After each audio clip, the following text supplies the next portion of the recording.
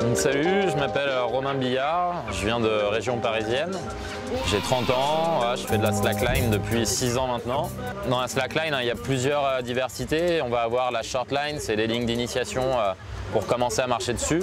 Les premiers pas à 20 cm du sol sur à peine une dizaine de mètres de long, donc c'est vraiment accessible à tous.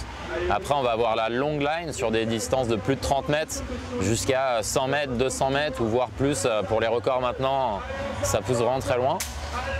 On a également la highline, donc là ça va être entre deux montagnes cette fois-ci principalement ou entre deux arbres à 10 mètres de haut. Et donc là du coup on va marcher sur une ligne, travailler un petit peu avec la, essayer de dépasser sa peur du vide. Également la waterline au-dessus de l'eau, la blind line les yeux fermés et enfin la discipline phare qu'on a là au ONG sur le site, la jump line ou trick line. Ça consiste à faire des figures dessus, des sauts aériens inspirés de sports de glisse, roller, skate, des grabs, tout un tas de petites choses, des figures statiques, voilà donc.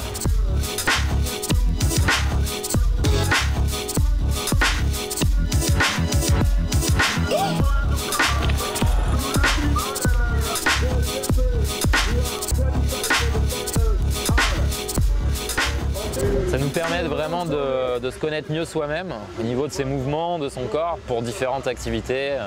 Dès que tu vas vouloir faire une nouvelle figure, il va falloir aller chercher un lâcher prise dans soi-même ou se dire je sais pas où je vais mais j'y vais quand même, mais j'y vais positivement, sûr de moi et il ne faut pas penser au négatif sinon c'est la chute qui est assurée. Donc voilà, faut un gros travail entre le corps et l'esprit là.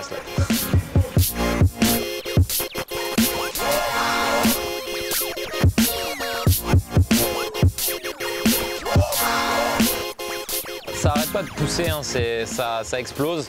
Quand j'ai commencé, on était juste quelques associations en France, il n'y avait vraiment pas grand chose.